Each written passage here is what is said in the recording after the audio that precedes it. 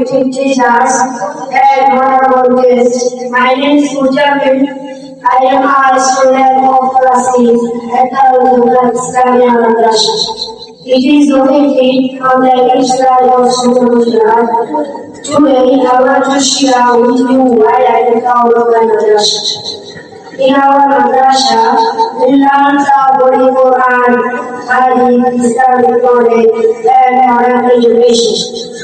One of the best things here is English language. Our teacher teaches English in a very easy and simple way. So, we do not feel afraid of it. Step by step, we become confident. Without English, it is hard to manage with the modern world. Alhamdulillah, in our madrasa, English is taught with care and love. So, every student can understand.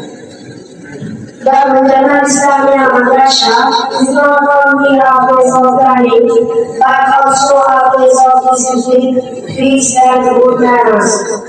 Our teachers are kind and they always guide us and us.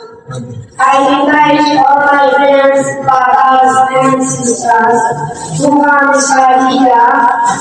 Inshallah, we will find gold, religious knowledge, and modern education together in the light of Islam. Thank you all. Assalamu alaikum wa rahmatullahi wa barakatuh.